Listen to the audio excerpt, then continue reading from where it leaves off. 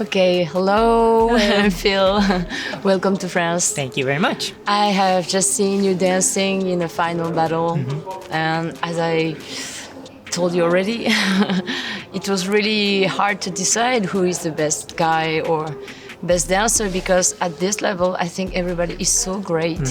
And I'm very honored to ask you some questions to Thank know, you very much. for people to help to know you a bit better, and also to know how who you are and what led you to here to this point of your life.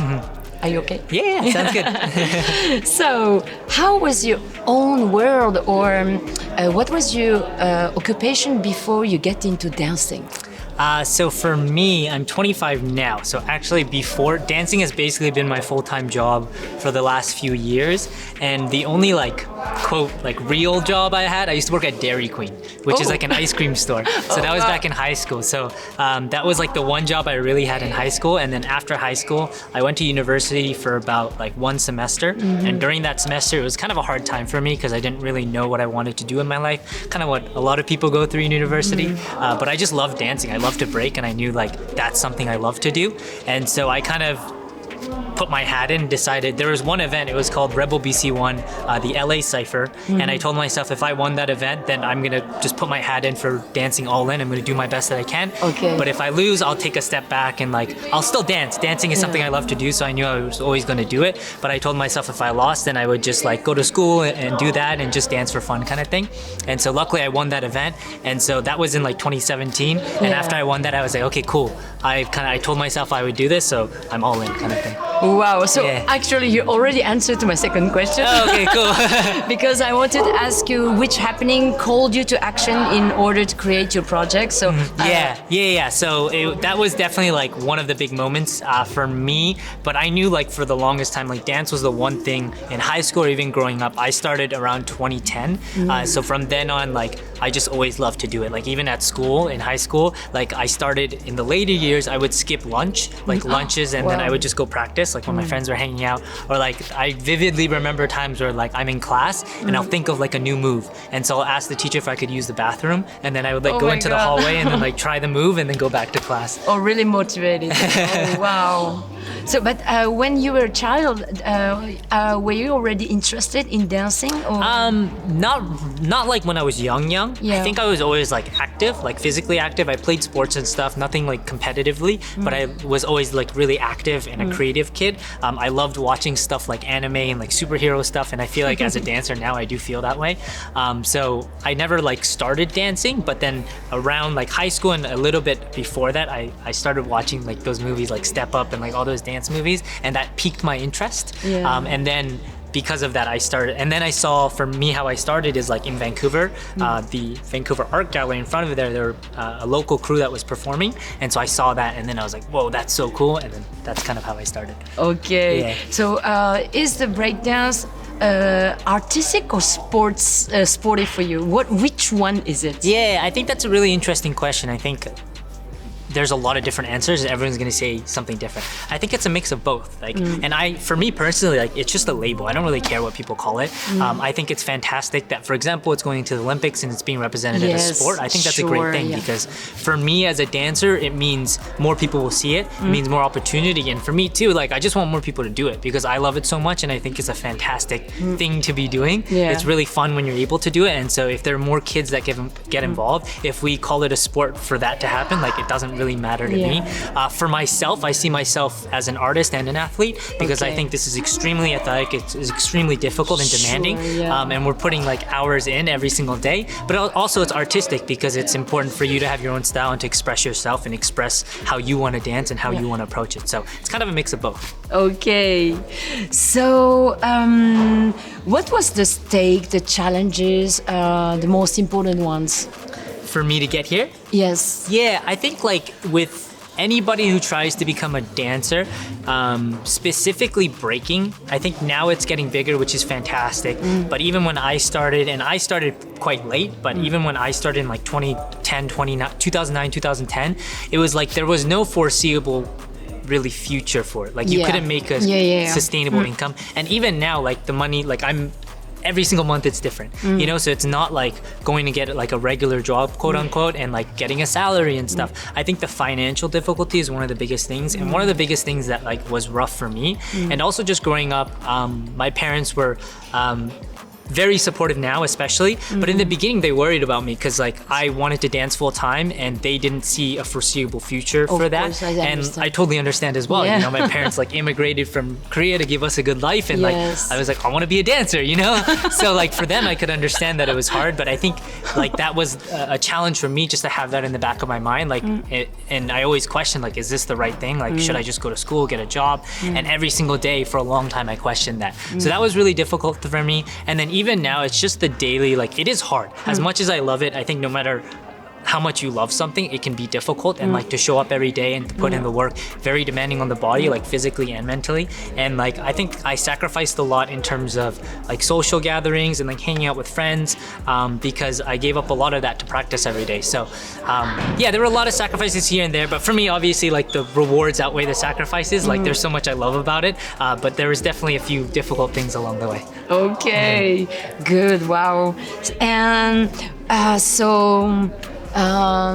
tell me about maybe your inner demons or difficult moments you had on this way, and how did you overcome everything? Yeah, I think for me, again, a lot of it was like just questioning myself. I've never been a super confident person, and so like I constantly questioned if I'm good enough to do this, if I should be doing this, like am I training hard enough? Like every single day, like I'm asking myself these questions, and I think like self-confidence was a big thing. A lot of times when I competed for a long time, I lost to myself because I would get super nervous. I would get in my head and be like, you're not good enough, you don't deserve to be here. Like, so it was a lot of like imposter syndrome. I had really bad imposter syndrome. And so that was something that took me a long time to overcome. Honestly, for me, it kind of just happened naturally. I think as I practiced more, as I met more people, it just kind of happened naturally that I got more confident in my abilities. And honestly, like the external validation was nice as well. Like people being like, you're good, and I started winning, and I'm like, oh, okay, maybe I can do this, maybe I'm good at this. But also just coming to terms with, again, because this is an art and it's like expressing yourself, like as cheesy as it sounds, not doing it for other people, but when I started dancing more for myself and just like doing what I wanted to do, I think I had more fun, and because I had more fun, other people also enjoyed it more, and it also just made me better because I was actually fully representing myself. And so that's something I just kind of remind myself as I move forward. Wow, great. And the last question is almost last question. When did you feel the success for the first time, and are you satisfied today? Yeah, I don't know when I felt success for the first time. Success is such a weird word to me because like even now, I don't know if I consider myself like successful or anything. I can recall like one of the more recent times was the Red Bull BC1 final that just happened in Poland like in November. So just this past year, I actually lost in the finals, but there was a moment of like just pure joy because that's like one of the first events that I saw like on YouTube that kind of got me into this. And so when I made it that far at the event, like I didn't really care that I lost. It was more just like, oh, I'm here. This is amazing. Like I'm surrounded by people who appreciate this. Like, and I felt really good that day. Like I felt that I did like one of my best performances, and so I felt extremely satisfied. I knew in the finals that I lost. I felt that I lost, and the performance in the finals wasn't like the previous rounds, but for me I was just really happy. And I think to the second part of your question, like yeah, I'm totally satisfied. I'm happy where I'm at now. I think satisfied is not necessarily the case because like I want more, like but I'm very happy in my life right now. Like I get to do what I love. I have really good friends like from all over the world. It is difficult at times, but like I love what I do and I'm very happy. Good.